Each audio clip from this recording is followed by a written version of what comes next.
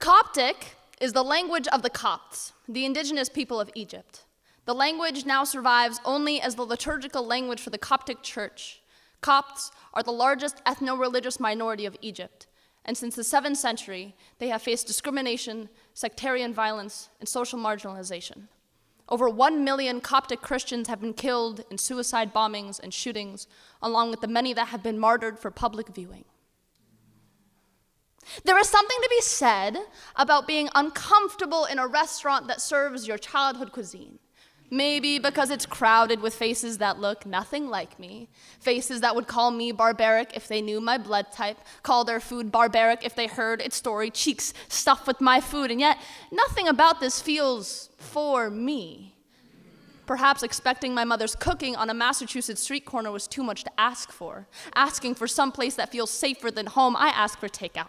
At the counter, a girl from the Arab bakery across the street is trading batlewa for ats with the waitress. Both grinning with these soft-edged, blush faces, light eyebrows, they look so comfortable. Natural, pale beauties, why are they so relaxed? Why does this come so naturally? And how are all of these people so satisfied? What part of me is on their plates? Why is my blood on the walls while theirs is waiting for the check? Belly full of my beating heart, I realize. The door closed behind me, and I walked into this life-size pepper grater. Shavings of me keep places like these alive for people like you. I smell my food, but I don't see my people, so what part of Coraline is this? What alternate home is this where my blood is malformed into kunifa, sweet, melt in your mouth and obedient, and are the buttons you'll sew into my eyes the live, laugh, love signs on every wall? This must be my other home.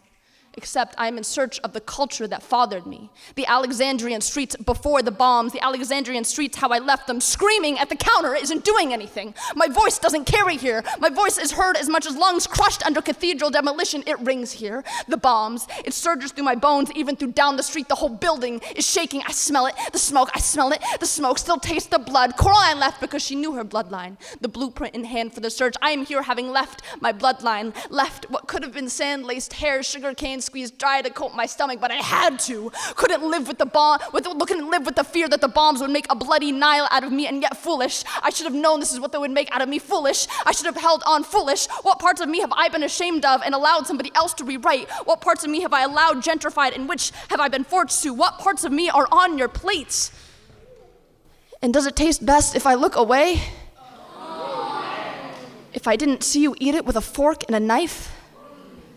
Do you taste Egypt as it was? Or do you taste the burnt bodies, the graveyards on sidewalks, the throats in praise before being slit?